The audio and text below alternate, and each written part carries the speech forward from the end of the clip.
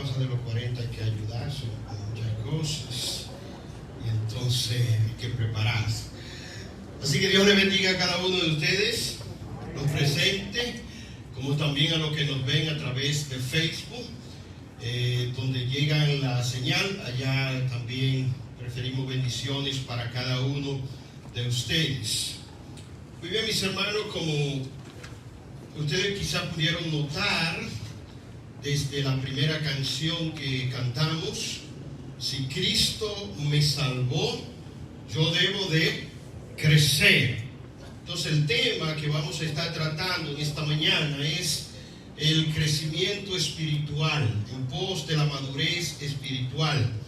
Esto es interesante porque la vida cristiana no es una vida estática, no es algo que yo tomé una decisión por Cristo y ya aquí espero o la muerte o espero el retorno de Cristo. Hay un trabajo, hay un crecimiento en el cual cada uno de nosotros podemos estar. Alguien dijo una vez que el crecimiento del creyente se basa en 3 partes: hacia arriba, como dice la palabra, hasta que todos lleguemos a la medida de la estatura, de la estatura de la plenitud de Cristo, o sea, del conocimiento de Él.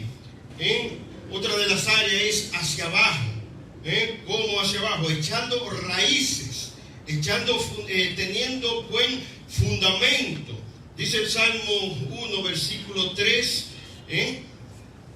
que dice: lo que se deleitan en Jehová son como árbol plantado junto a corriente de agua, que da su fruto a su tiempo y su hoja no cae. ¿Cuál es la particularidad de un árbol que está cerca del agua? Que por las raíces toma de esa fuente, de esa agua, y se nutre.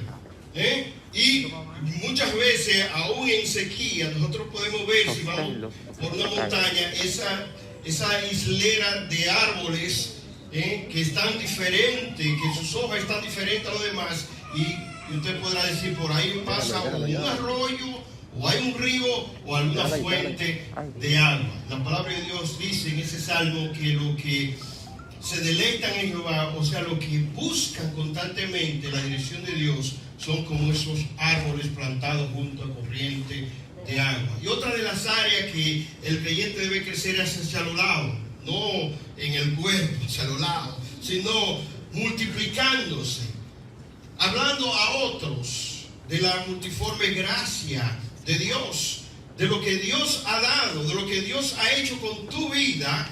Tú puedes transmitir a otro de ese mensaje, de esa gracia que Dios te ha dado. Entonces, crecer hacia arriba como Cristo, crecer hacia abajo echando fundamento, y hacia los lados compartiendo el evangelio de Cristo. Por eso el apóstol Pedro nos dice, por medio de su escritura, en 2 de Pedro capítulo 1 versículo 3 en adelante, que nosotros, todo creyente, para no estar ocioso, o más bien sin fruto, a la fe que hemos adquirido a través de la gracia que hemos puesto en nuestro Señor Jesucristo, debemos añadir otras cosas. Y hermano, en esta mañana yo quiero compartir algunos puntos clave que nos van a permitir a cada uno de nosotros avanzar en el crecimiento de nuestra vida espiritual. Vamos a estar tratando algunos puntos que usted debe considerar, usted debe tener muy presente para el crecimiento espiritual. Pero antes vamos a ponerlo en las manos del Señor para que Él sea quien nos dirija y que nos ayude a entender su palabra en esta mañana. Pues Dios y Padre nuestro que mora en las alturas de los cielos, te damos gracias. Gracias, oh buen Dios, por tu palabra. Gracias, oh Señor, por este tiempo que nos da. Permite, oh Señor, que al exponer a tu palabra en este momento, tú hablas nuestras vidas. Tú hables de una forma, oh Señor, que seamos edificados. Y que al salir de este lugar, cada uno de nosotros pueda ser bendecido. Y también los que están en sus hogares o en algún lugar en el cual nos pueden sintonizar a través de las redes. Que también hasta allá tus bendiciones lleguen y que tu palabra también cale en sus corazones. Gracias por la oportunidad que nos concede y permito, Señor, que cada vez que tengamos el tiempo podamos hacerlo, porque esto te agrada a ti. En el nombre de Cristo Jesús. Amén. Y decía, hermanos, que debemos nosotros tener en cuenta algunos puntos para crecer en nuestra vida cristiana. El primer punto que vamos a considerar es: el creyente debe buscar caminar con Dios en una dirección o una relación correcta. El creyente debe buscar a Dios. Hay un deseo, tiene que haber ese deseo en el creyente de buscar a Dios. Como decía el coro, si Cristo me salvó, yo debo de crecer.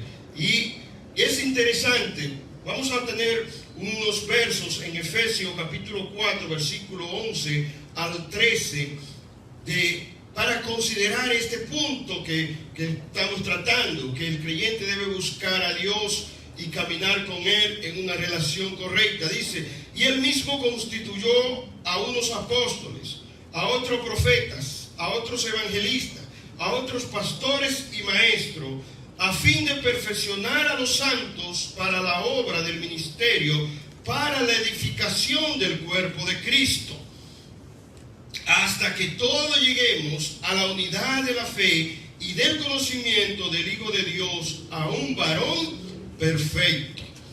Noten, hermanos, aquí algo interesante. Dice que Dios mismo es quien constituye pastores, maestros, quien da los dones que son y deben ser ejercitados en el cuerpo de Cristo. Pero esos dones que Dios da a las personas, a los creyentes, no son para su propio provecho. Nadie debe mofarse de decir, yo tengo el don de maestro, o yo tengo el don de pastor.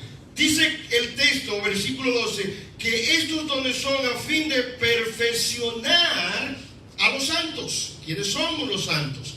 Todo aquel que ha sido apartado para Dios es llamado santo, pertenece a ese remanente de Él. Y los dones y los dados por el Espíritu Santo a estos hombres son para perfeccionar a esas personas, a los santos, para que todos lleguemos a la unidad del conocimiento del Hijo de Dios, el cual es nuestro Señor y Salvador Jesucristo.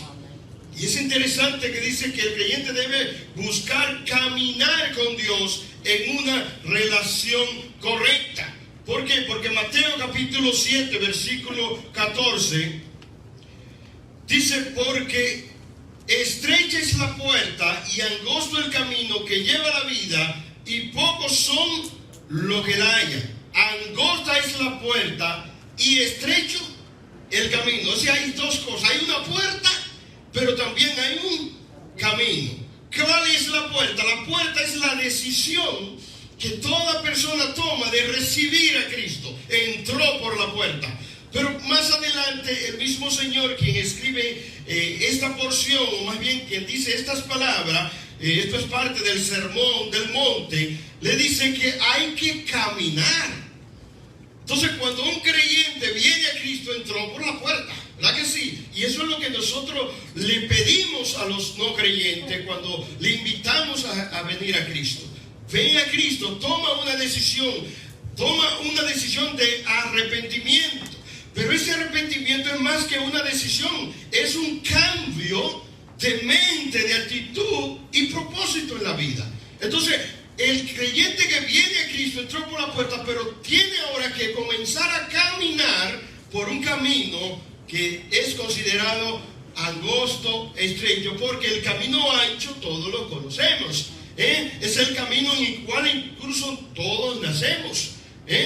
Y no hay más nada que hacer, como lo he dicho en otra ocasión, para ir a la perdición, sino ya estar en el camino ancho. Pero sería un error de cualquier creyente predicarle a alguien, decirle, ven a Cristo y todo tu problema será resuelto. ¿Verdad que no? Ahora, el mayor problema que tiene el ser humano sí se le va a resolver. ¿Por qué? Porque el mayor problema que tiene el ser humano es estar alejado de Dios, destituido de la gloria de Dios, fruto del pecado que mora en la vida de una persona. Pero no es que todos los problemas se te van a solucionar. Porque dice la palabra de Dios: en el mundo tendréis aflicción, pero confiad, yo he vencido al mundo. ¿Por qué? Porque el creyente, la vida del creyente no es un momento de un éxtasis.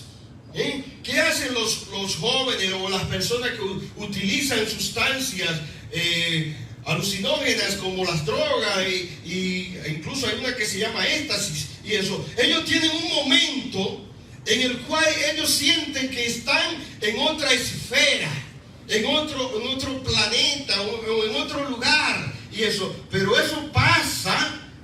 ¿Por qué? Porque es algo momentáneo, es algo efímero y que por eso tienen que volver una y otra vez a sentir ese momento, ese éxtasis en su vida, lo cual va dañando su cuerpo y va terminando con su propia vida. Entonces, pero la vida del cristiano no es un momento, no es un éxtasis. Por eso es que el texto dice: entrad por la puerta, porque estrecha es la puerta y angosto el camino. ¿Por qué? Porque hay que comenzar a caminar por ese camino angosto. Entonces el creyente debe buscar caminar con Dios en una relación correcta.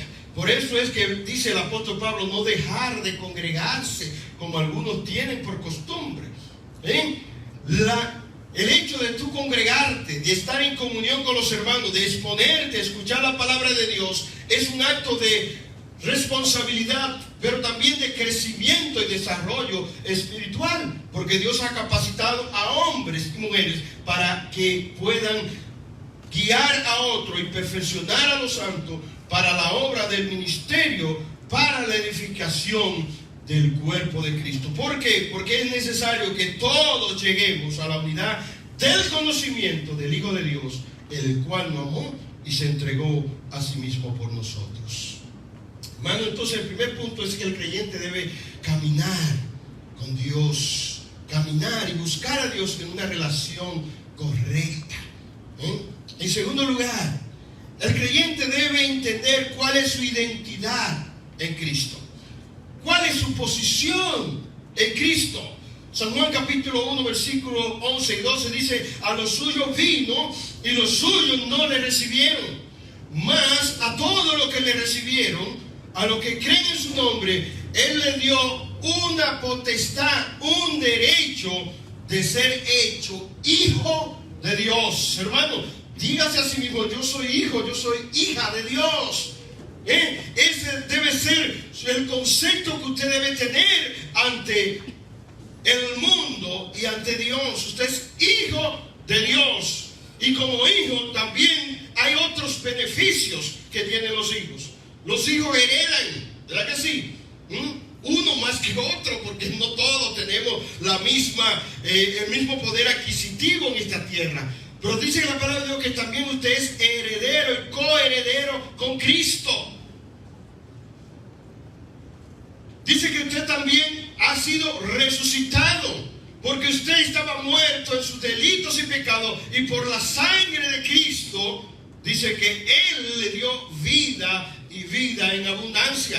Entonces usted es hijo de Dios, usted es heredero con Cristo, usted ha sido resucitado, usted también es un real sacerdote. En aquellos tiempos, quien podía entrar al lugar santísimo era el sumo sacerdote para ofrecer por los pecados del pueblo. Ahora dice en la porción de la palabra de Dios: acerquémonos confiadamente ante el trono de la gracia. ¿Por qué? Porque tú y yo somos sacerdotes que podemos entrar cada vez que quiera al lugar santo, al lugar santísimo de Dios y llevar allí nuestras plegarias y nuestras acciones de gracia. Entonces usted es un real sacerdocio. También usted es parte de la nación santa de Dios. Cuando leí el texto: a los suyos vino, se refiere al pueblo de Israel. Y decía yo en la meditación del matutino, en el día de ayer, leyendo parte de lo que enseña, dice que nosotros, los gentiles, en otro tiempo, no éramos pueblo. Estábamos alejados de Dios. No teníamos parte de la promesa que Dios le había dado a Abraham, porque eso fue para la nación de Israel. Pero ahora dice, por la sangre de Cristo, porque Cristo nos rescató a nosotros, somos llamados pueblo, somos el pueblo de Dios y somos un pueblo especial para Él. Hermano, también usted es nación santa. También el apóstol Pedro dice que cada uno de nosotros somos participantes de la naturaleza de Cristo. Somos ciudadanos del cielo, somos bienaventurados. Porque los de limpio corazón son los que verán a Dios. Entonces, hermanos, nos hemos dado cuenta cuántas cosas o cuántos beneficios tenemos nosotros al ser llamados hijos de Dios. Eso nos identifica a cada uno de nosotros. Y todo creyente que quiere avanzar y que quiere crecer en la vida cristiana debe entender esto de que usted es un ser especial para Dios, que Dios haya pasado por alto los pecados de cada uno de nosotros y haya venido a morir en una cruz por cada uno de nosotros. Entonces, hermanos, es interesante esto, tomar en cuenta estos puntos para poder nosotros crecer y avanzar en la vida cristiana. En tercer lugar, el creyente debe reconocer una realidad de un adversario, de que Satanás existe y que tiene un diseño para engañar y destruir al pueblo de Dios. El creyente debe de estar consciente de la realidad de Satanás, de su plan para destruir la obra de Dios. Efesios capítulo 11, versículo 12 dice: vestido de toda la armadura de Dios para que podáis estar firme contra las acechanzas del diablo. Porque no tenemos lucha contra sangre ni carne, sino contra principados, contra potestades, contra los gobernadores de la tiniebla de este siglo, contra huestes espirituales de maldad en las regiones celestes. Hermano, en las escrituras existen enseñanzas explícitas y otras que se derivan reconociendo el texto. Si usted se da cuenta, en el versículo 12, Pablo no está alabando o engrandeciendo a estos seres espirituales en ninguna manera. Más bien, lo que Pablo está reconociendo la realidad de su existencia y de su poder. ¿Y por qué lo hace el apóstol Pablo de esta forma? Esto lo hace para que todo creyente reconozca la realidad de su adversario, el poder que tiene y no se exponga, como decimos en cibaeño, a mano pelada. ¿Para qué? Porque es fuerte, es poderoso, y dice la palabra de Dios que lo que nosotros debemos hacer es buscar estar armado, estar bien cimentado con toda la armadura de Dios para que podáis ¿qué? Pelear con Satanás. Resistir. Hermano, dice para que podáis estar firme. Y esto me recuerda al hombre necio y al hombre sabio, el que construyó en la arena. Construyó porque en ese momento no habían vientos, no habían lluvias, y él encontró quizá un espacio muy ideal para edificar y edificó allí. Pero cuando vinieron los vientos, vinieron las lluvias, dice que su casa se derrumbó porque no había cimiento y no tenía resistencia. Porque el que construyó sobre la roca lo hizo pensando cuando vengan los problemas, cuando vengan las lluvias, cuando vengan los vientos, en la roca son resistentes y va a permanecer mi casa allí. Y el apóstol Pablo está diciendo que vestido de toda la armadura de Dios para que podáis estar firme cuando vengan las acechanzas del diablo. no te dice para que vaya a buscar la tentación y la venza. No, no te dice eso. Porque incluso las tentaciones no vienen de parte de Dios, vienen de parte de Satanás. Y Satanás es tan astuto que te tienta de la debilidad que tú tienes. Te tienta básicamente en la inclinación que tú tienes. Si tu inclinación es el amor al dinero, Él va a poner toda la facilidad para que tú consigas dinero. ¿Cómo? No sé cómo, pero Él va a hacer lo posible para que tú te desvíes e incluso te olvides de Dios, te olvides de congregarte porque hay que hacer dinero y esa es tu debilidad. Y Satanás va a producir y va a llevarte a ti a ese punto donde dice que el que es tentado no diga que es tentado de parte de Dios, sino que de su propia concupiscencia, entiéndase, pasión o deseo, es atraído y seducido. Hermano, Satanás es tan astuto que él sabe cuál es tu debilidad. Y es por eso que el apóstol dice que debemos asirnos de las cosas de Dios para estar firme contra las acechanzas del diablo, y cuando vengan los dardos de fuego del maligno puedan llegar, quizás puedan llegar a tu cuerpo, pero no hacerte ningún daño. ¿Por qué? Porque tú estás permeado de las cosas de Dios, el cual, el único que pudo vencer a Satanás fue Cristo en la cruz del Calvario. Y si usted entiende que Satanás es un ser, entienda lo que es tan astuto y es tan freco, como podríamos decir, que se prestó a tentar al Hijo de Dios. ¿Y qué nos será a nosotros que estamos en un cuerpo carnal, con una naturaleza pecaminosa, con deseos a veces malsanos? Entonces es importante, hermano, que cada uno entienda esto, ¿de qué?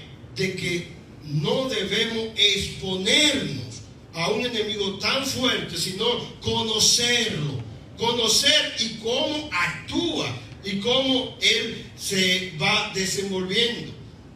Por eso dice la palabra que debemos hacerlo de esto para estar firmes. El texto nos dice: vístete para que luche, para que salga a buscar a Satanás y lo pise y lo ponga debajo de tus pies, como dicen alguien por ahí. No, e incluso el arcángel Miguel dice, cuando contendía con el diablo para el cuerpo de Moisés, dice, no prefirió maldición, sino que dijo: el Señor le reprenda.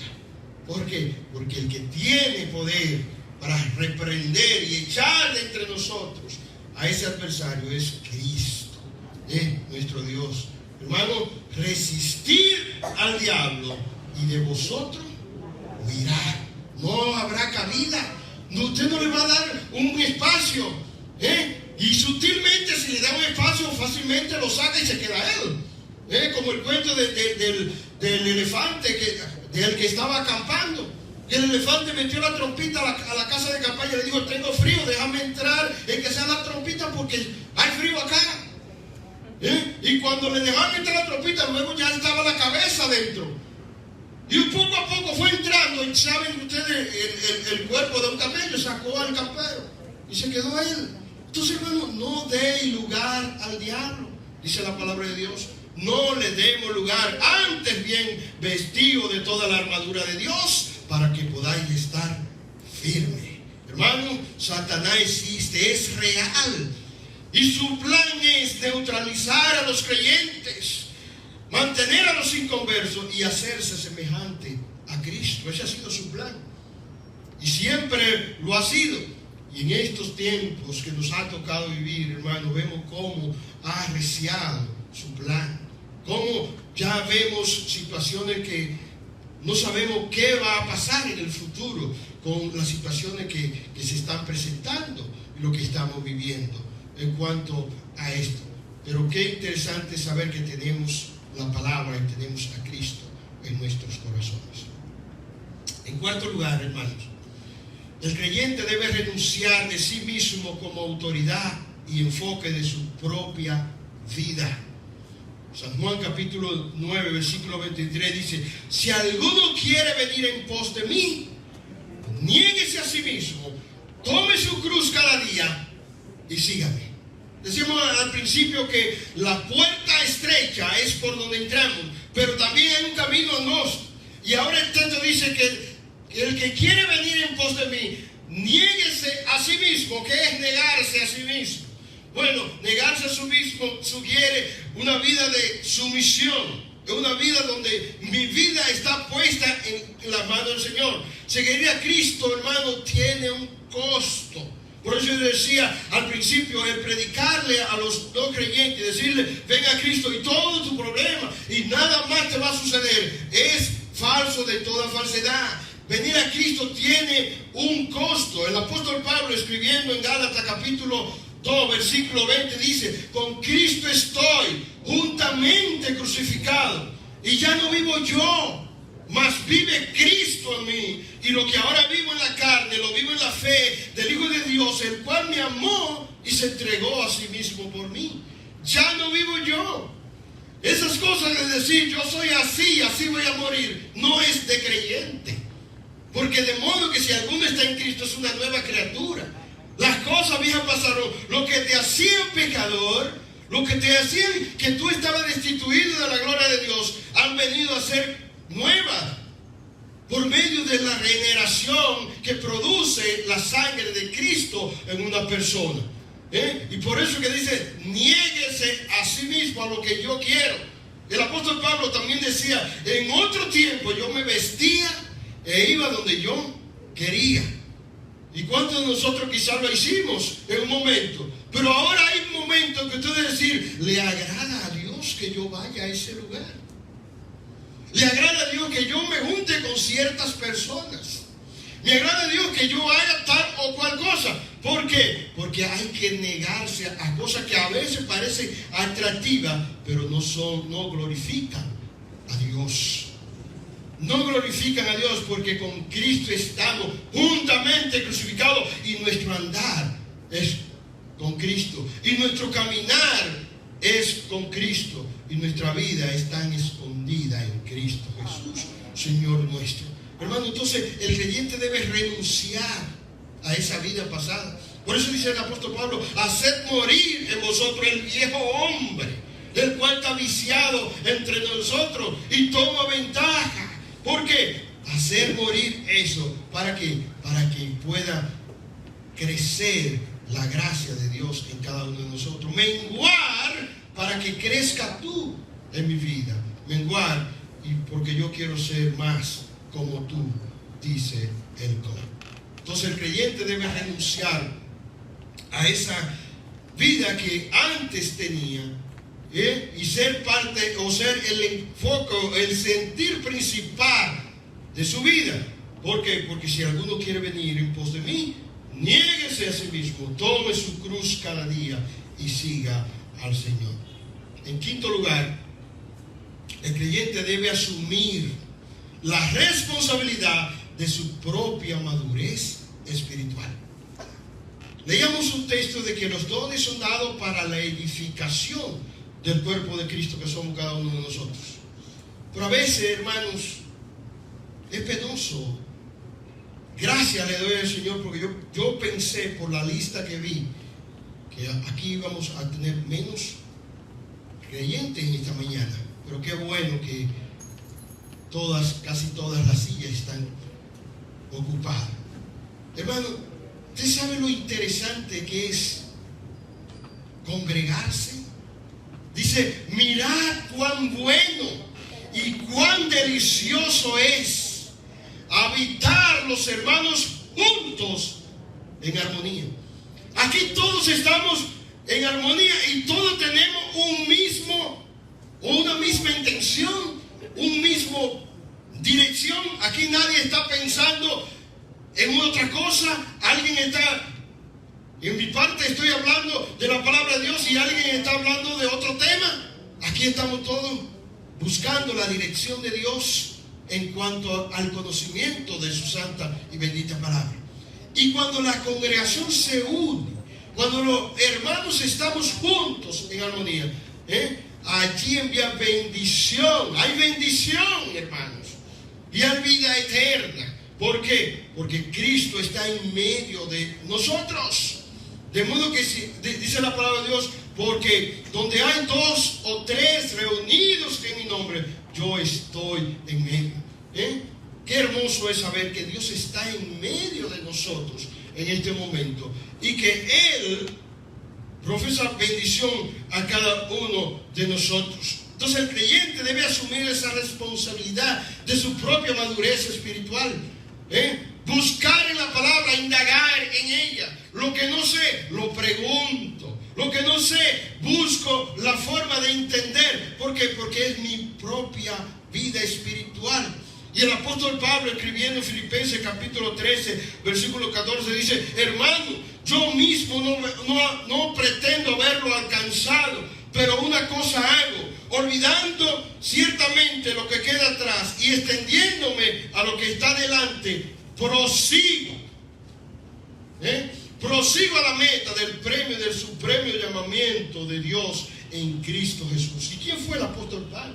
El apóstol Pablo no fue más que el encargado de hablar a los gentiles, quien escribió aproximadamente 13 cartas de la Biblia que están contenidas ahí, y que no escatimó ningún esfuerzo para llevar la palabra, para servir a Dios. Y en un momento dijo: yo no pretendo haberlo alcanzado todo, no pretendo, sino que sigo, porque la vida del cristiano es una vida de crecimiento constante, día a día.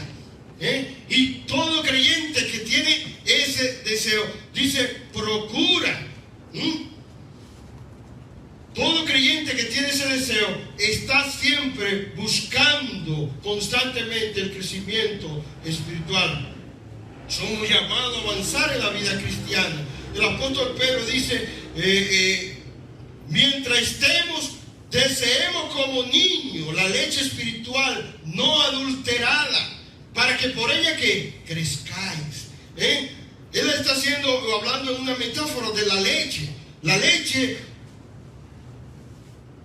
yo que vengo de una región ganadera, los fabricantes de queso tienen una forma de identificar si la leche está adulterada, porque muchas veces la aumenta con agua. ¿Por qué? Porque introducen un dispositivo, y si cambia de color, dice: esa leche usted le echó agua, está adulterada, no tiene todos los nutrientes, no tiene todos los componentes que debe tener una leche. Y el apóstol Pedro le dice a estos hermanos que desea como niños recién nacidos la leche espiritual, esta vez la palabra de Dios. ¿Y sabe qué? Hay personas que están tergiversando el evangelio, la palabra de Dios, poniendo cosas que la Biblia no dice y enseñando lo que la palabra de Dios no enseña. Entonces eso es lo que el apóstol Pedro dice, que son palabras, la leche espiritual adulterada. Pero también el apóstol Pablo, escribiendo a su hijo Timoteo en la fe, le dijo en un momento: procura con diligencia presentarte a Dios aprobado, como obrero que no tiene de qué avergonzarse, que usa bien la palabra de verdad. 2 cosas que el creyente debe hacer, que no deben ser impuestas ni por los pastores, ni por los maestros, ni por tus consejeros, es el deseo y el procurar. Son cosas que deben salir del creyente. Yo deseo crecer en la gracia de Dios. Yo procuro hacerlo. ¿Por qué? Porque me enfoco, me afano en procurar crecer. Y Pablo le dijo: procura con diligencia. Él le dio el mensaje. Mira, Timoteo, procura con diligencia presentarte a Dios. Aprobado como obrero que no tiene de qué avergonzarse. Nuestros líderes hacen todo el esfuerzo posible para que la palabra de Dios llegue explicada a cada uno de ustedes. Pero es como un viejo refrán del campo que dice que usted puede llevar el burro a beber al río, pero el beber es del burro. No puede usted obligar a un animal a que tome el agua y se la beba, porque es una decisión de él. Usted lo puede meter y hasta la barriga: mire, eso es agua, ahí hay agua. Pero si él no tiene el deseo ni procura hacerlo, no va a tomar el agua. Hermanos, lo que quiero decir con esto es las 2 cosas que se mencionan en estos 2 textos: el deseo de buscar la leche espiritual no adulterada. y procurar presentarnos ante Dios como obrero aprobado, que usamos bien la palabra de Dios. El tiempo avanzado, quisiera tener una última clave para alcanzar esa madurez espiritual. El creyente debe ser una persona de oración. Efesios capítulo 6, versículo 18 dice: orando en todo tiempo con toda oración y súplica por todos los santos. La oración, hermano, es la comunión del creyente, la comunicación del creyente con su Dios.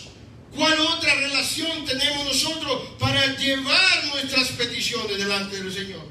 Por medio de su palabra, Él nos habla, pero por medio de la oración hablamos con nuestro Dios.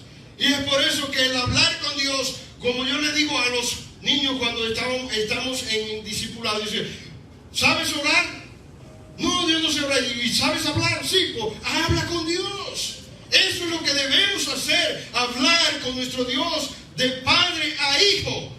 Una comunicación fluida, no importa la situación que vaya, o no importa la situación que esté. Hay momentos. Creo que el lugar más incómodo o más curioso que podríamos ver que alguien oró fue Jonás en el vientre de un pez. No se registra en otra parte de las escrituras de que alguien desde el vientre de un pez haya hecho una oración. Y desde allí Jonás fue escuchado. Hermano, no creo que habrá un lugar recóndito en el mundo en el cual tú no puedas orar. Y si por casualidad de la vida te toca estar en el vientre de un pez, recuerda que Jonás de ahí oró y fue escuchado. Hermano, la oración es el recurso más valioso que tiene el creyente para interceder y para establecer una comunicación estrecha con su Dios, llamado a orar en todo tiempo. Estamos llamados nosotros a orar, hermano, en todo tiempo. ¿Por qué? Porque en todo tiempo necesitamos la presencia de Dios, necesitamos el favor de Dios. Entonces, hermano, es interesante considerar estos puntos que hemos visto en esta mañana para el desarrollo y el crecimiento espiritual. El creyente debe caminar con Dios en una relación correcta. Tomamos la decisión y entramos por la puerta estrella, pero ahora estamos en un camino y hay que caminar en una relación estrecha con el Señor. El creyente debe saber cuál es su posición en Cristo. Usted ha sido llamado hijo de Dios y sabe que no hay ninguna forma de deshacer ese vínculo. Es como yo siempre he dicho, y esto es parte también de la seguridad de nuestra salvación. Yo tengo hijos o hijas, pero no hay forma de que yo pueda deshacerme de una hija mía. Dios libre, puede quizá portarse mal y yo sacarla por un brazo y decirle: olvídate que yo soy tu padre, ahí está tu ropa, te me vas de la casa. Pero quien la conoce quizá en la esquina dice: por eso es la hija de Israel. ¿Para dónde va? Porque no hay forma de deshacer ese vínculo de ser llamado o de que sea llamado hija mía. Entonces, hermano, dice que Dios nos dio la potestad, un derecho de nosotros ser llamados hijo de Él. Y al que Dios le dio esa potestad de ser llamado hijo de Él es porque es hijo de Él. Entonces usted y yo, hermano, somos hijos de Dios. Es una posición privilegiada. No se sienta derrotado, no se sienta mal. Sabemos que hay momentos de dificultad en nuestra vida, pero acuérdese, usted es hijo, hija de Dios, el que todo lo puede. Clama a mí y yo te responderé y te enseñaré cosas ocultas y grandes que tú no conoces. El creyente debe reconocer la realidad de Satanás y de su diseño para engañar. El creyente también debe asumir la responsabilidad de su propia vida espiritual. El creyente también debe renunciar al enfoque principal de su propia vida y sentar a Cristo en su corazón y decir como el apóstol Pablo: ya no vivo yo, mas vive Cristo en mí. La madurez espiritual nos ayuda para ser miembros funcionales, como dice el apóstol Pedro, no estar ocioso, y seremos capaces de guiar a otros a evitar ser corrientes de doctrina que carecen de respaldo bíblico. Porque hoy en día lo que menos se está predicando en los púlpitos de las iglesias es el creyente, la vida de compromiso, la vida que debe mostrar a Cristo cada día en nuestra vida. ¿Por qué? Porque les interesa más el número que la calidad de lo que están sirviendo al Señor. Ojalá, hermano, que en esta mañana estos puntos que hemos visto acerca del crecimiento espiritual lo tengamos fresco siempre, y que cada uno de nosotros pueda crecer en sabiduría, en gracia para con Dios y los hombres. Amén. Vamos a tener un momento de oración. Gracias te damos, Señor, en esta mañana. Gracias, Señor, porque tú hablas en nuestras vidas. Gracias, Señor, porque nos ama con un amor especial. Gracias, Señor, porque enviaste a tu Hijo amado Jesucristo a morir por cada uno de nosotros. Gracias, Señor, porque un día nos permitiste entrar por esa puerta estrecha, tomar una decisión de recibirte a ti como nuestro único y suficiente Salvador. Pero te pedimos, Señor, que nos ayude a transitar por el camino angosto todos los días. Que nos ayude, Señor, a despejar toda duda, toda situación que impida que nuestro desarrollo y crecimiento espiritual, ni el conocimiento de tu santa y bendita palabra, sea notorio cada día en nuestras vidas. Gracias por cada uno de los hermanos que ha estado escuchando tu palabra en esta mañana. No sabemos cuáles son sus situaciones en este momento, pero sí te pedimos a ti, que todo lo sabes, que eres poderoso, que a cada uno de ellos le cubra con tu gracia,